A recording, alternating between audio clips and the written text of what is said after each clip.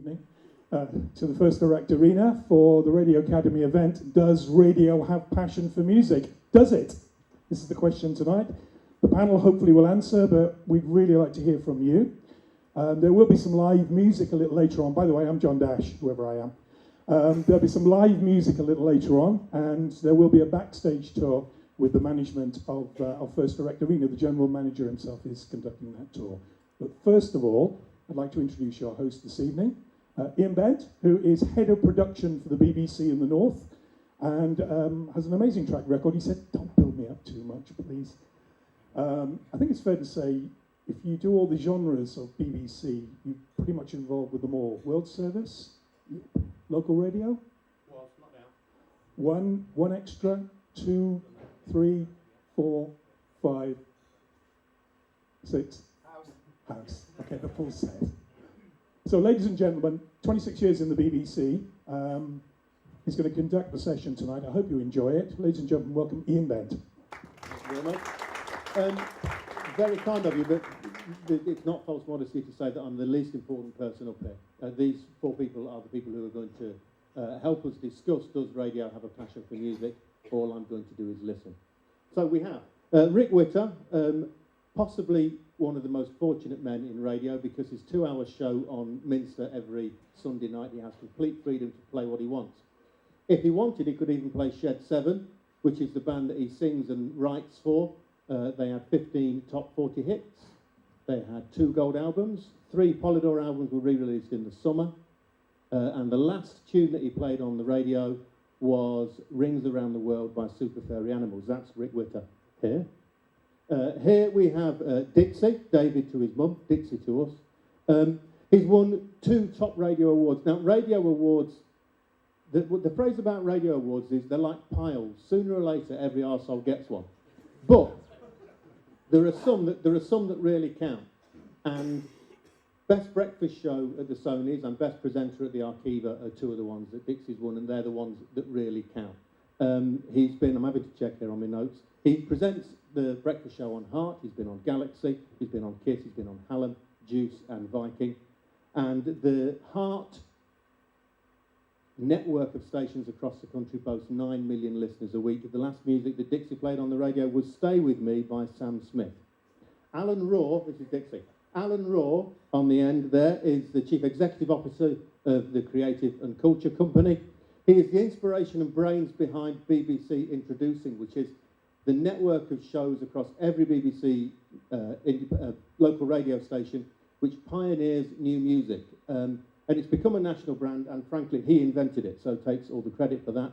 He hosts 2 simultaneous shows on Saturday nights. That's quite a clever trick, on Radio Humberside and Radio Leeds. So if you're listening in Leeds, the last song that he played was Man on the Moon by Heartchips.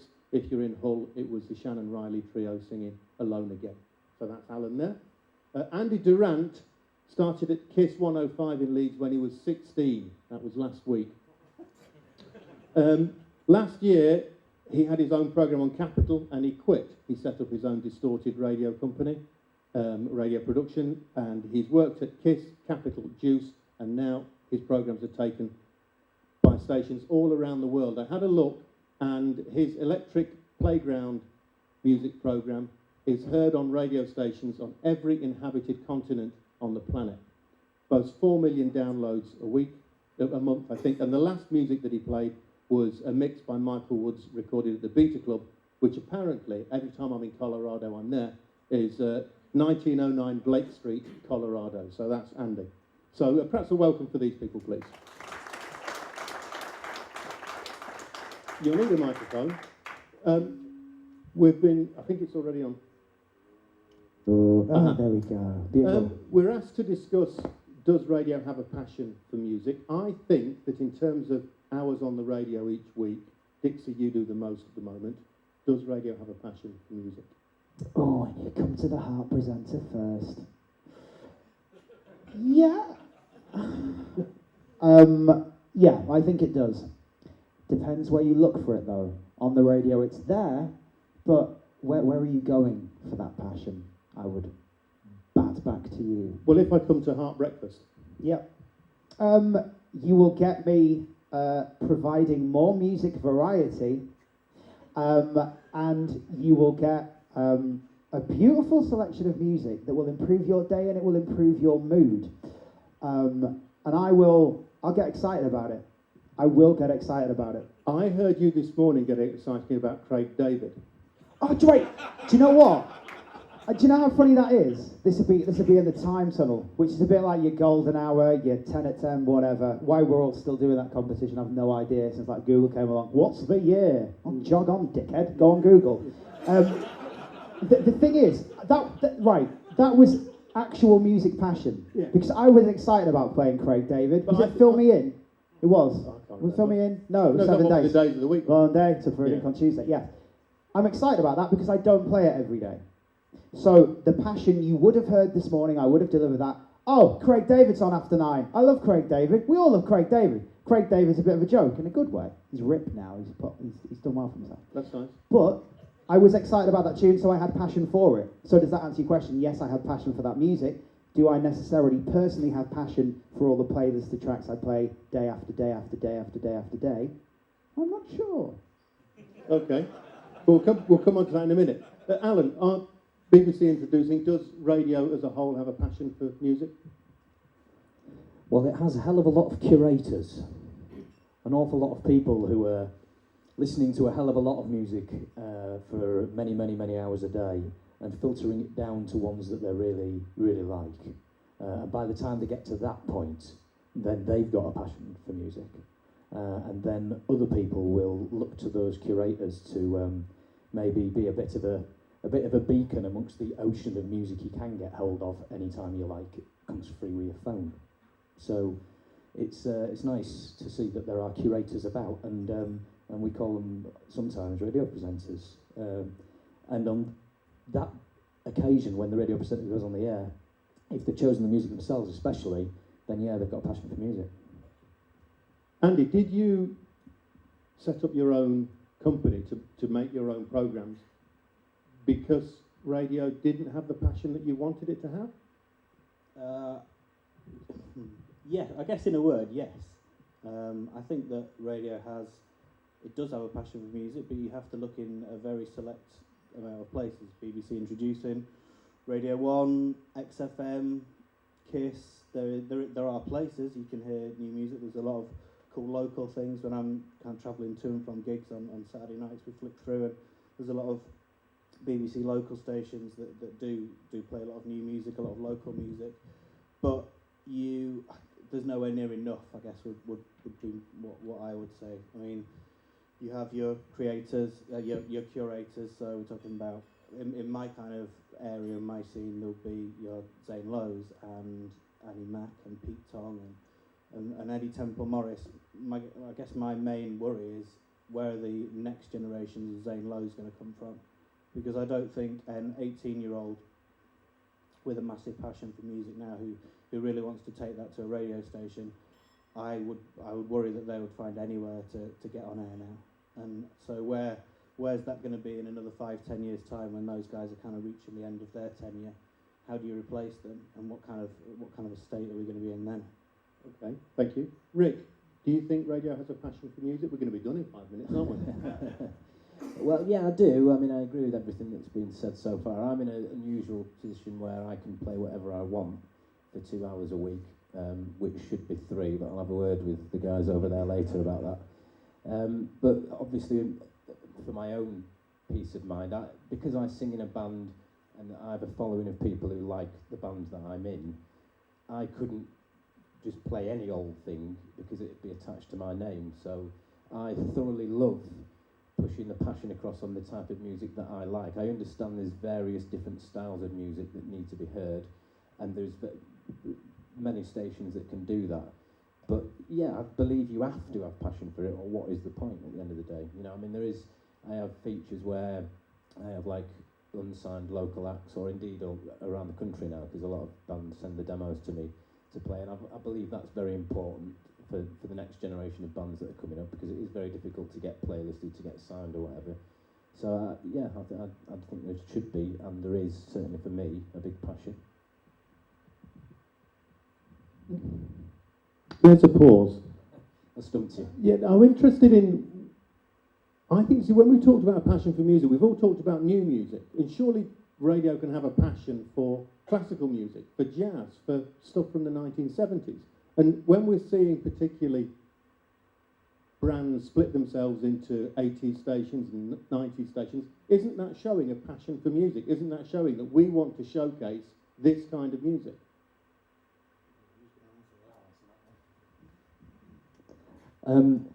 Yes. Yeah. Today I was at Sign FM, which is a community station in Doncaster, and I was talking to John Kelly, who's the acting station manager there, and he runs a course in NCFE in radio production for anybody who wants to come along and be a radio presenter. And he gets people coming along all day, every day, saying, I'd like to be on the radio, I'd like to present radio. And he says, well, what do you want to do? And they say, well, what do you need? I could do a sports show, I could do, you know.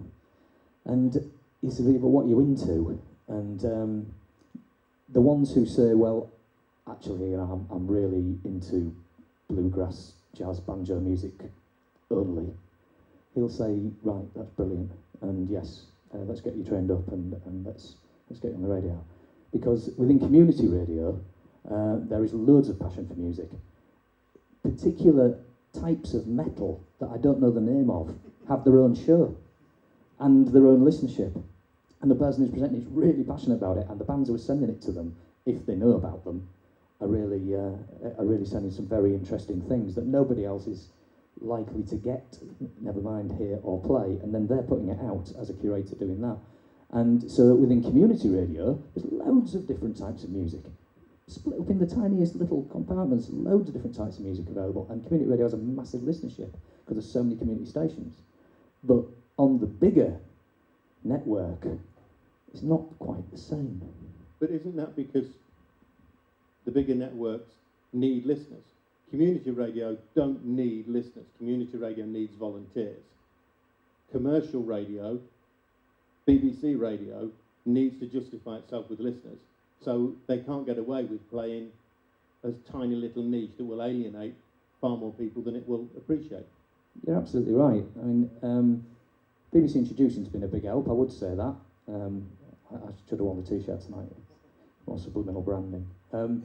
Yeah, BBC Introducing helps a lot with that. I mean, every week I recommend artists to be played on the bigger network shows, and we've had round about 30 this year played nationally, which is really good. Every one of those artists plays a particular kind of music, which would probably be, you know, on one of those niche shows on community radio. But because BBC Introducing, we don't have a style. There isn't any division. You know, I've recently played a 75-year-old gentleman who plays piano concertos that he writes himself. And I played that alongside a 14-year-old lad who's just making a bit of electro in his bedroom on his computer. And so there is no style barriers in BBC Introducing, and then we have to choose who we're going to send that to. And it's part of our job as a curator again to say to Tom Robinson, or you know, to say to Target or One Extra or whatever, just say, look, that one there goes to you, and you could play that, and then it goes into their section. Dixie, are you a curator or an entertainer? Obviously, I'm an entertainer. I just want to pick up on what you said there. That was very interesting about you can play. I dodged the question there. I'm sorry. No, I answered that. I said I'm an entertainer. That's fine. It's cool. Tweet that, Stuart. I'm an entertainer in capitals. No, not capitals. Different brand. Oh, he is as well. You said there. You would play this geezer, this old guy, he's doing his own piano concertos alongside, I don't know, whatever else, a bit of dubstep or whatever that someone's created at home. On a local BBC station? Who's listening to that? No, and I mean this in the nicest possible way. Who is listening to that as a coherent listen that goes, oh, I love that, and I love that too? Or is that not what it's there for? That's the thing. Because you would never, in a month of Sundays, do anything like that on Heart, for example. It's, you know, that's so far removed from the reality I live in. And I just wonder, as a presenter, the skill you must need to sell that to you, and I use the word sell again, to present that to your audience, and how you would link between those, how you would go from one to the other. Do you know what I mean? Does that concern you at all when you're sat there looking at your show, you've got your spreadsheet and playing that to that? Does that kind of jarring worry you or not? No, that's really what helps.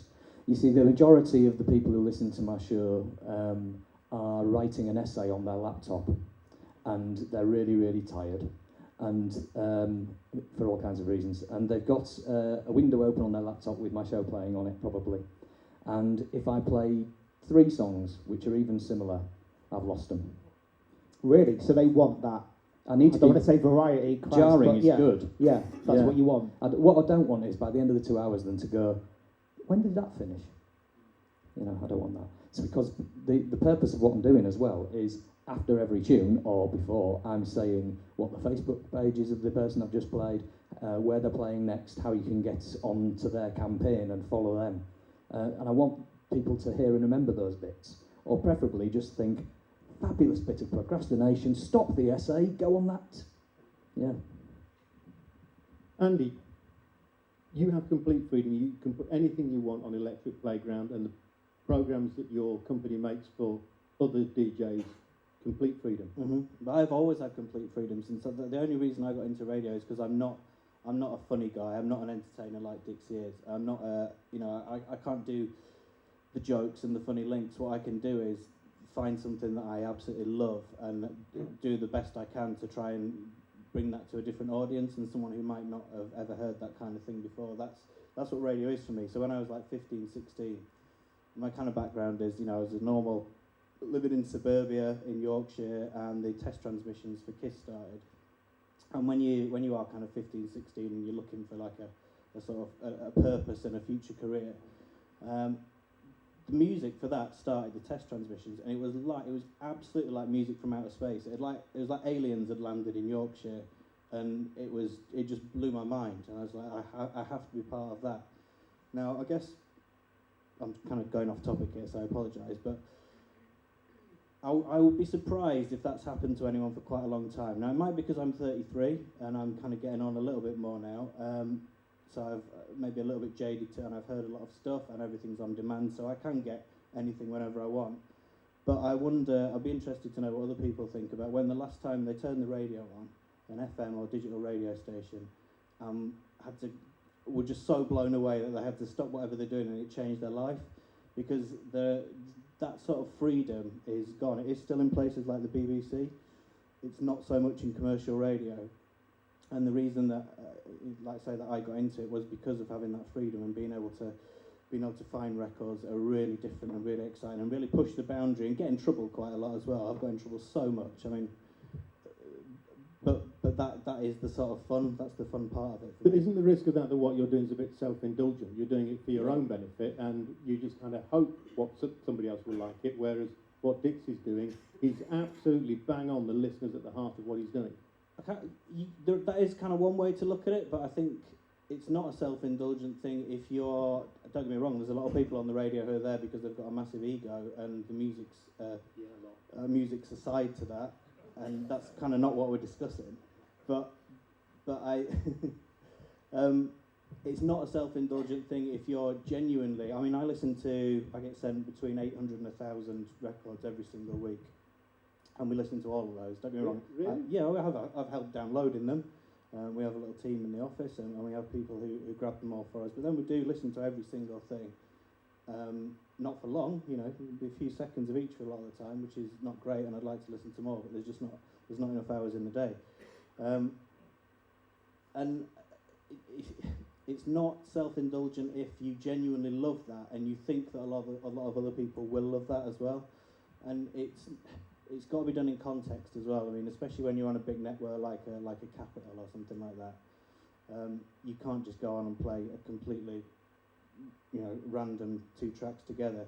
You do have to give it some sort of context. But if you're, I don't want to say a good enough broadcaster, if you've practiced enough and you're well enough trained, you can play something to someone that they've never heard before and that they would never normally choose to go and listen to, and you can make them sit for 3 or 4 minutes and go, wow, actually this is amazing, and that's the buzz. It's not a self-indulgent thing. It's the opposite almost. I kind of agree with you there in the respect that there's nothing better when you've played a song and someone will tweet in or they'll text in and say, what was that song, if you've accidentally forgotten to say what it was, or if they've just misheard. And there's nothing better than spreading what that was, and it's not self-indulgence in the respect of, I've played that, so I'm good for playing that. It's just maybe if you like what you know, I mean, I play a lot of songs that I listened to when I was a teenager growing up, you know, and it's memories for me, and it's something that I want to pass on, so to speak. So it could be the Rolling Stones one minute, and it could be the Smiths the next. And I guess the people who listen to my show expect that, and they want that. But as I say, there's nothing more good than if someone's actually saying, what was that you just played? I need to go and find it and download it myself, you know. You, on a local radio station in York, but now through the internet you have listeners, as you know, all around the country, indeed some around the world. We know that Andy's programme is truly global. Is that, there you go, but not that brand. So has the internet made it easier for smaller focused programmes to get an audience, because you're not relying on the people in York who like indie music or the people in Leeds who like electronic dance music? You've got the world to go at now. Yeah, massively, and that is one of the reasons why we kind of moved away from the security and the safety and the high profileness of a massive company like Global and a big station like Capital to gamble it and go it alone, because the little team of us who did it realised that there is a massive global audience. It's a global world as well. You know, there's no point kind of pretending that people don't listen to things from different countries, and the whole podcasting and SoundCloud and Mixcloud and everywhere else, iTunes, that you can get music now. I mean, we, through our company, we serve, like you said earlier, we serve about 4 million downloads every single month of shows, and they're niche shows, they're quite underground shows, they're really different and bizarre, some of them. But what that proves is, you know, we can reach more listeners from a little office in Leeds doing niche stuff than a lot of the biggest breakfast shows in this country. So it's out there, the want for it is out there, it's just that they're consuming it in a slightly different way. But they're consuming it in a slightly different way because radio, British traditional radio, I don't think is catering for that, personally. Do you think it still could? Surely it's market driven, and the reason that it doesn't is because people don't want it. No, I don't think that's true. I think that the problem now is that there is a lot of, like I said, it's that lack of freedom. If you give someone the freedom, when I was like 16, 17, I got my first gigs on the radio, and I tried to be the funny guy, and I tried to do daytime shows, and I covered for things, and did evening shows and whatever else, and my passion was always doing that kind of Friday night thing and seeking out new music and that. And it was my boss, a guy called Mike Cassie, some people will know, who kind of sat me down one day and said, "You are absolutely shit at doing this. You are terrible, but you're brilliant at this. So let's not waste our time trying to make you do this. We want to really work on making you a brilliant music broadcaster. But there isn't much room to be." If it was me again now, and I was 18 years old, I don't think there'd be anyone who would say, "We really need to make you into an amazing specialist music broadcaster," unless I was maybe rising the ranks of the BBC, one of the smaller stations like an X, something like that. But the problem is that without that freedom to say, let's get this guy, let's get this girl to be really passionate about music, because it doesn't fit into any of the big brands anymore. They are all big brands, so there isn't that opportunity. There's no point in training someone up to be really passionate about music, because they don't fit in the grand scheme of things. Okay. We do have people in the audience who are from major brands. Would anybody like to speak up? Is Mike Vitti about? There.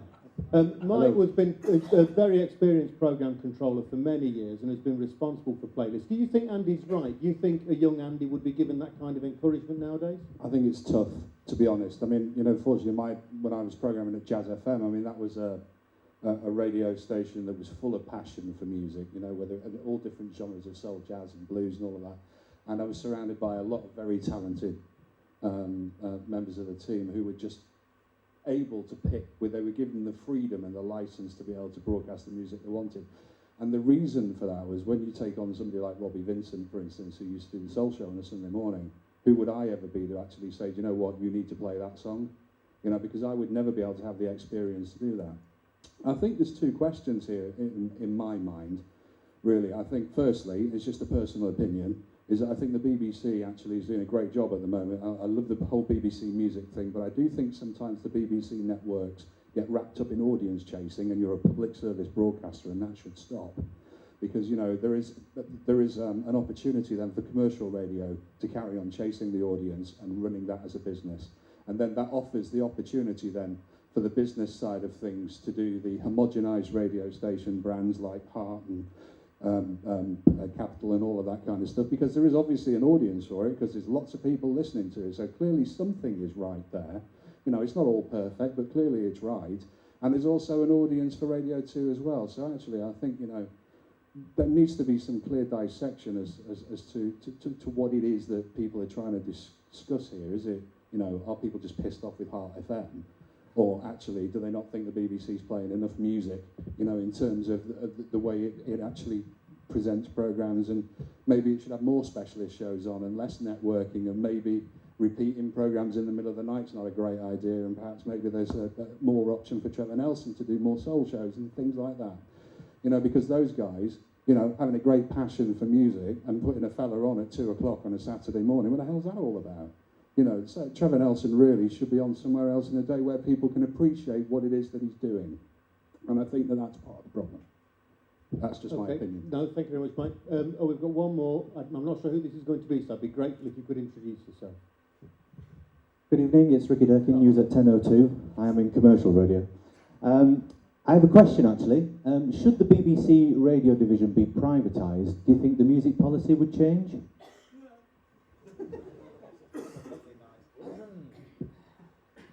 Well, Alan, you can start with that. I'm just the chair. Yeah. I haven't a clue. It depends, I suppose, on market forces, you know, as these things do with privatisation. I would like to think that it would change, because if it doesn't change, that means that the BBC currently would be acting like it was privatised. That wouldn't be right, would it? I had a look this morning at the various playlists for Heart and for 2 and for 1, and I wasn't sure. Can you check, Dixie? Does that look like it's your current playlist? Yes, possibly, yeah. Okay, yeah. There's a network playlist, but yeah, that kind of makes sense. I looked down the current playlist at Radio 1, A, B and C list, and Radio 2, A, B and C list, and Heart's playlist. How many overlaps do you think there were? Any song that appeared on more than one playlist? Who thinks there were more than 10? Okay. Who thinks there were between 5 and 10? Who thinks there were between 0 and 5 overlaps across the 3 playlists? There were none. You can look at them online. There is no overlap at all between the ABC list on 1, the ABC list on 2, and the current playlist on Heart. Now, I know this isn't quite answering your question, but I think Alan's done that. That in my opinion, you'd really hope that the music policy would change between a public service and a privately commercial radio station, because, as Alan said, you'd wonder what else could justify a difference. If that doesn't make a difference, then what does? But if you look at the playlist, which I appreciate doesn't tell you everything that's on the radio, all the songs that are played, there isn't an overlap. And you check it yourself, they're all online. Do you think that we'll want some more questions later, so I think in probably about 5 or 6 minutes I'm going to want some more questions, so please think of some and we'll do our best to answer them as best we can. Can I just quickly, Yeah, something that I've heard a lot over the sort of last 10, 15 years, it's very easy for commercial radio, as someone who's always been in it as well.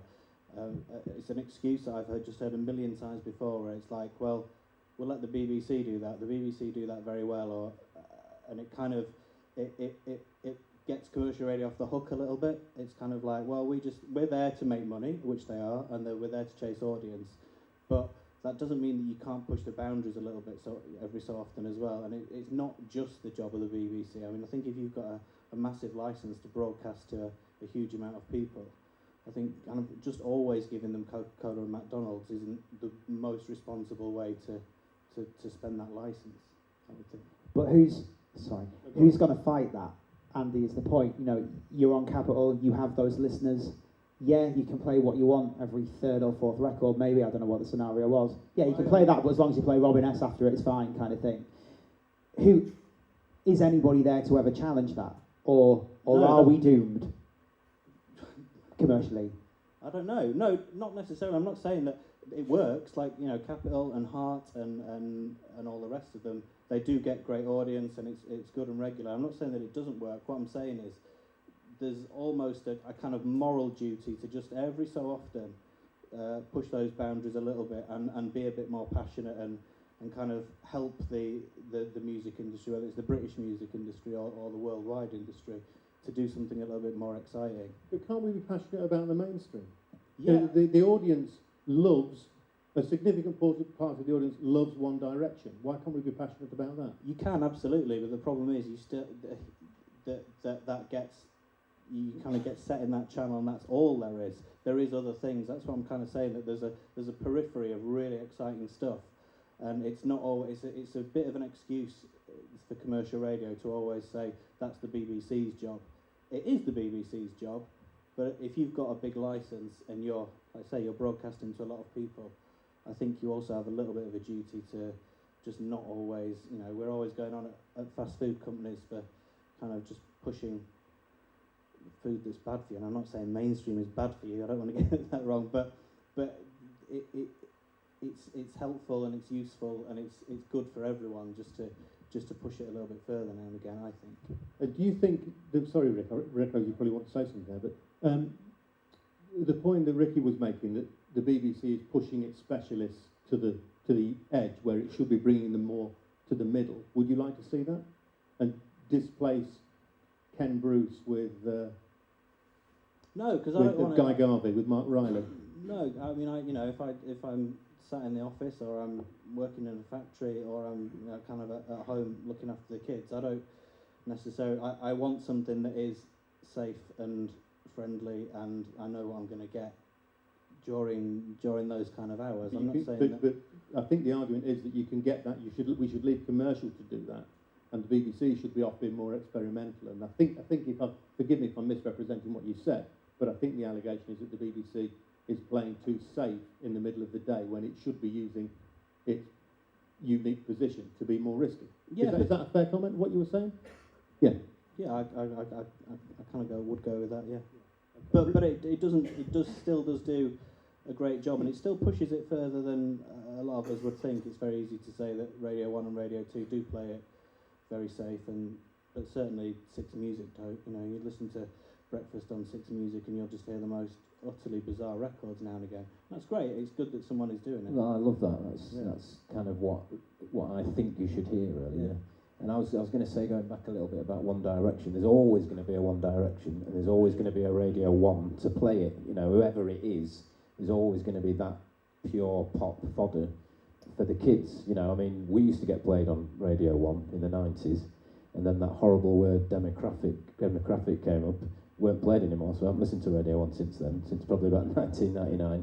But, you know, people grow up, and then people grow up below them, and there's always just going to be that cycle, I think. And then even with the DJs, you know, they go from Radio 1 to Radio 2 and then fit in with what they did at the time, you know.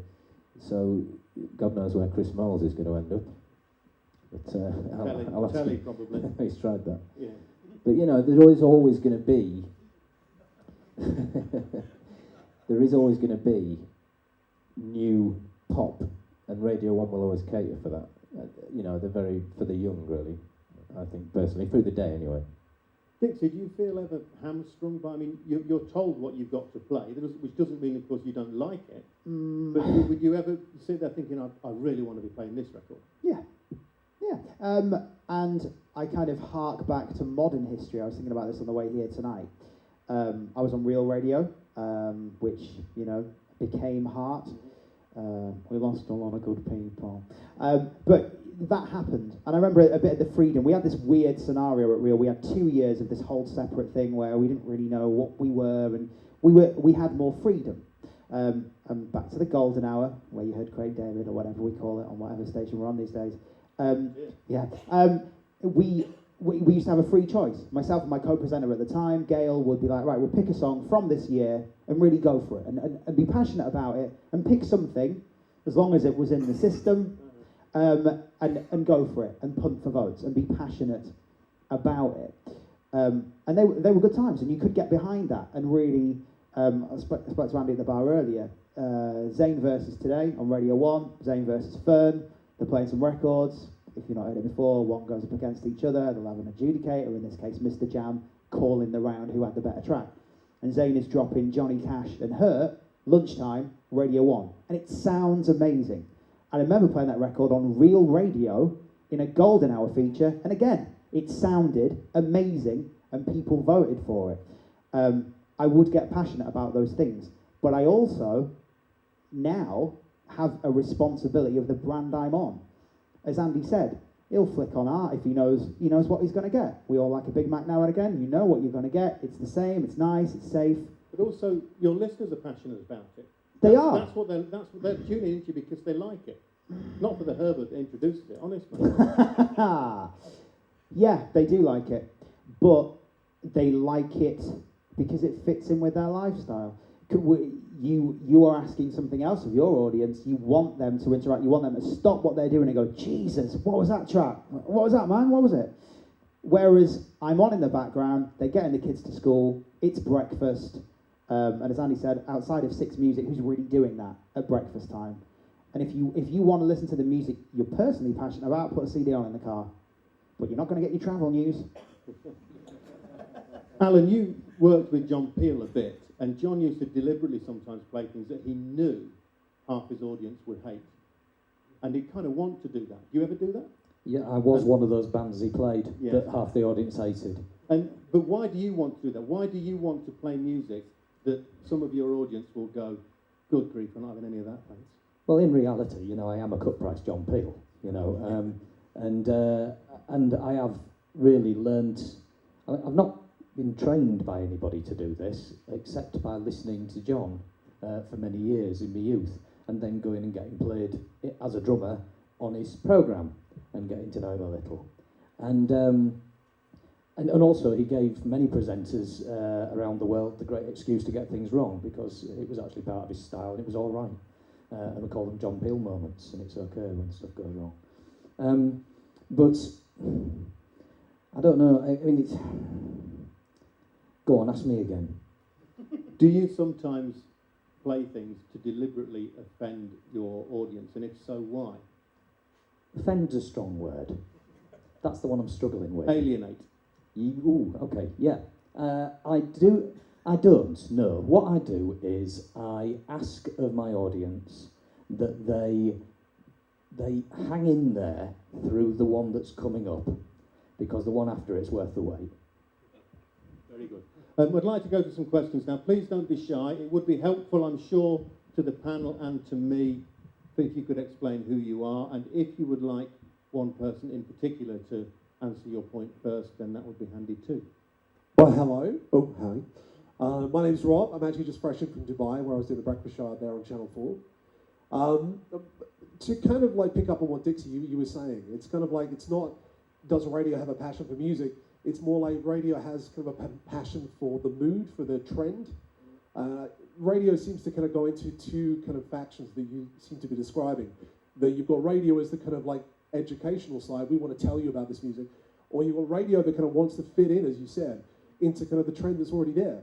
My daughter knows all these songs. She knows Nicki Minaj. So when you put on Capital, she loves it and she knows every single song, but she's getting that from other media.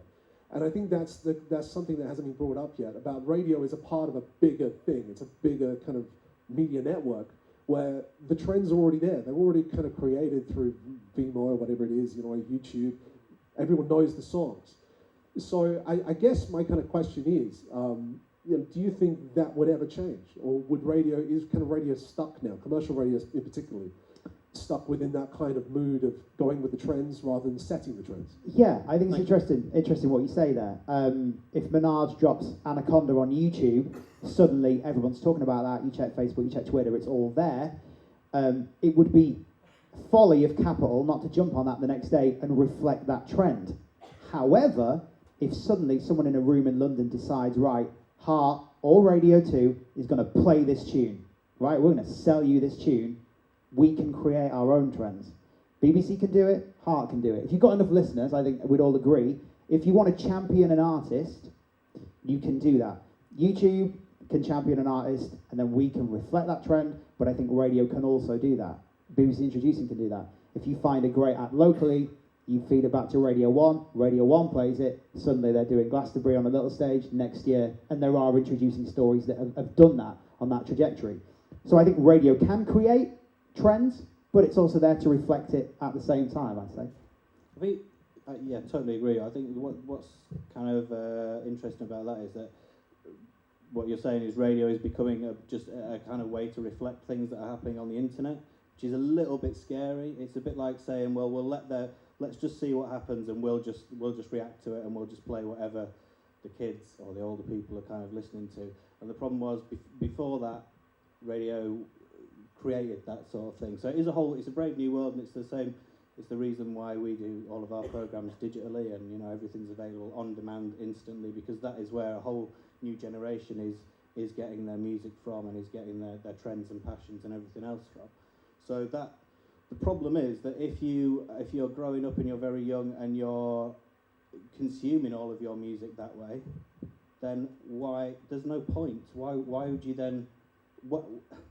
When these people are in their 20s and 30s, are they going to be are they going to bother listening to the radio, because they can listen to anything on demand straight away? So my worry is for the younger generation is radio's future for those younger people who, because radio isn't giving them the place to discover it in the first place, then they're never going to end up discovering radio themselves. Okay. Rick, Alan, any similar concerns? Not similar concerns, but rays of hope, maybe. Rays of hope. Of hope. Oh, sorry. Hope. Hope. It's still a word. We still have some. I was going to say rays of hope. I didn't know he died. It's a good one. It's good name for a band.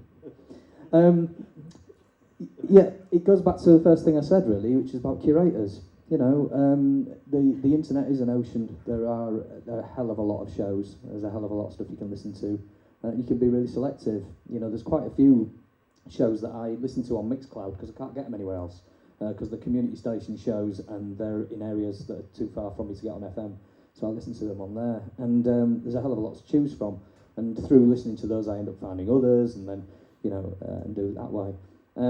But there are certain curators, certain people who choosing music and playing it on their programmes who I will go to again and again, because I know that they're going to introduce me to something which I haven't heard before, that they've already had a listen to and realised that regardless of style, it's got merit, and there's a good chance that I should hear that. Rick, you have children, don't you? Yes, I do, yes. Do you want them to find their music off the radio, or don't you care? The radio is on a lot in our house, but they're all upstairs in what I call the call centre, because they've got these stupid things wrapped around them. They're talking to kids in other houses like that. So it's very difficult, really. But it doesn't matter. I think it matters, but I'd being their parent, if I was to say one thing to them, they would rebel against that because I'm their dad. But I grew up in a household where the radio was on all the time, and that's been instilled in me. So it's always on in the kitchen, So whenever we sit down and eat, it's on in the background. It's just there as another presence, But just going back to online stuff these days. I mean, I must confess, for my 2-hour show, I'm always striving to find new things that I've never heard before, even though there might be a signed act.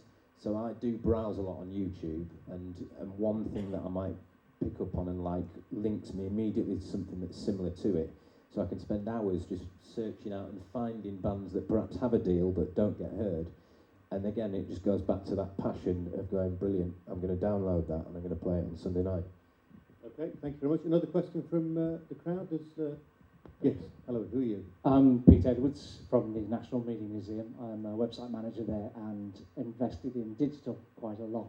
However, I did spend a fair amount in the radio industry, and it kind of begs the question, if we say the passion for the music is merely the content and how much you're invested in that, if the youth of today, and I include the people from Leeds Beckett, I do stuff with them, how are they going to find the new music? Obviously, Andy's doing a lot of work. We've got Rick playing cool stuff that he's found. But Dixie is bound by a specific playlist for a specific demographic. So, sorry, Rick. What are we doing for the youth of today? He says, with the word youth spelled. Okay. Youth of today, I've got a clue, mate. That's the problem. What are we doing? As convincingly the oldest person on this stage thing, I'm going to hand this over to you. Yeah, I think I spend a lot of time. I mean, I have a very tight playlist, so it's in my downtime I will listen to other things. And I was drunk by myself. My wife was at the brother-in-law's. She stayed over. I came home. She stayed over. Kids were away. And I put my laptop on my knee in bed, nothing sinister, plugged in my headphones, and this is bizarre. This is going to go against everything that everybody's saying. There's that Magic Rude track? Oh, you got to be so rude. There's a Z remix, which is killer. It's brilliant. And I heard Capital play it, for God's sake, right? I hear the song on Capital. This is Capital, Global, playing a song, and I go, oh, I haven't heard this. And I got on YouTube, I heard that, which linked me to something else, which linked me to something else, which linked me to something else. And as we're saying, you get lost in that sea of YouTube. 2 hours later, you've discovered a load of new acts, a load of new tunes. That's where I would go.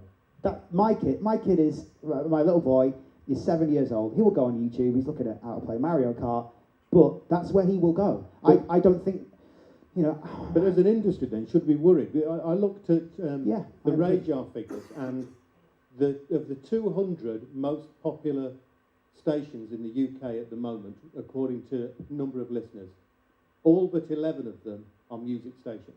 So radio is massively relying on music. And if the young people aren't going to find music through the radio, are we in a dying medium?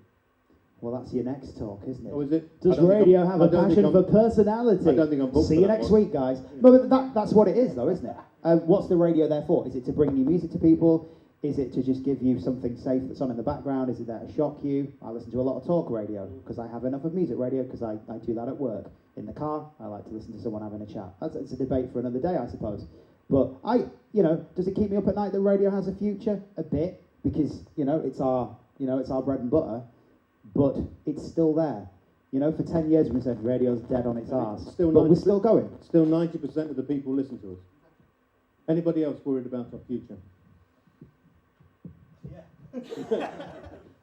Yeah, I think so. But only for the reasons that I've said before that we're kind of going over is that it's very reflective and how do you translate from consuming all of your music from Spotify, YouTube, Mixcloud, SoundCloud, iTunes, podcasts? Because the curators and the people that you trust to bring you interesting stuff you never heard before, they're all available online. They're not on the radio. They are online. So how do we translate those people to actually listening to traditional radio? Don't get me wrong. They've got all the big FM networks have got huge listeners. Everything's still fine-ish, but will it be in another 5-10 years' time when the people who the advertisers rely on to sell to aren't listening anymore? They're online. That would be the worry. Okay. Another question, please. Yeah, David Green, Minster FM, purveyor of fine playlist pap, except for Sunday evening when Mr. Rick Witter's on. Careful, because Stuart will live tweet that, man. He will. Yeah. You got that, Stuart? Erase that, Stu. He's playing Angry Birds. Does a presenter having passion for music mean the same as radio having a passion for music? It's all very well, somebody playing the best accordion folk from Hungary, but if no one's listening to it, is that radio having a passion for music? I think Radio 2 is a really good example of. I mean, I will gladly. I mean, I'm a bit odd anyway, but I would gladly listen to, the Latvian nose flute show on Radio 2 at like 8 o'clock on an evening, just because they find people who are so passionate about it. I might only listen for 10-15 minutes, but I might come away, like I have done in the past with things like the folk and the country show, which is so far removed from things that I would ever choose to go and listen to. But because it's on a big station in my car, I'll flick it on, I'll listen, I'll go, oh, that's quite interesting. So if you hire people and you invest in talent and presenters who are genuinely passionate about something, people will listen. Is what I'm trying to say, is the fact that if you hear someone playing a Latvian nose flute track, I don't think that exists, I mean, but if they spent 5 minutes or 30 seconds beforehand talking about it, saying how amazing it was and why they're going to play it to you, you go, I want to have a listen to this. Let me give this a go. And you may well hate it, but you'll certainly listen for the whole track, and you may well absolutely love it. And that's where the whole curating thing comes in. And it, like I say, it does still exist in some of the places, but nowhere near enough, in my opinion. Okay, we're going to go, John. Yeah, we've got Beth McCarthy with us at the moment. She's going to be performing up here in about 10 minutes. Beth. Hi. No, I just wanted to, it's less of a question, but I just wanted to touch on what you were saying about the youth of today. I kind of am the youth of today. But I'm also a musician who's trying to be the new music that you're also talking about. And it's kind of, while I totally agree with the fact that, you know, you can't just, it's hard to make it because you need to fit in with the trends, but I don't think any of my music tastes come from just listening to radio. And that might just be me, but generally, like you touched on earlier, it's more media that gets you into it, and the artists and the commercial side of it, rather than, oh, I heard that on the radio, because it doesn't just come from there. And I also think that the commercial radio does need to stick with the one that people are hearing about in the media as well. And then there's the BBC introducing us stuff for the new music, because I would love everybody to listen to my music. I'm not going to... We will in a minute. You're going to, but you can't thrust it on people. You can't be like... Because then where's the difference between the two? It's like, it's finding that breakthrough. I don't know. Just out of interest, how old are you? 17. What would you buzz off more, 100 million YouTube views or an A-list on Radio 1? The A-list on Radio 1. Yeah. Why? Well, Yeah. Interestingly, but that your YouTube hits and your views are probably worth a bit more than that, or are they? Is that still the bar to reach to get played on Radio 1? It's still what you aim for, even though you said yourself, I'm not really bothered with radio. I'm online for that kind of thing. I'm just curious. Yeah, no, I agree with you, totally agree. But like, I think it depends what kind of musician you are, because some people might go on YouTube views because they want the impact of everything rather than just the music. Whereas if you're A-list on Radio 1, it's your music that's good, not the video, not the image that you have. It's the music, obviously, because no one can see anything else of it. So. Okay, thank you very much. We're going to wind it up there. Beth needs to get ready to come on. She's going to sing for us. I want to end this session with a show of hands. I want you to think about the last piece of music that really excited you, either that made you go out and buy it, or that made you go and see the band live, or that you downloaded, that caused you to take an action, you know, that inspired you to do something. Think about that last piece of music. And now put your hand up if you heard it on the radio. Okay, now put your hand up if you heard it online. I think that's slightly more online. Slightly more, it's close, but slightly more online, which may be worrying.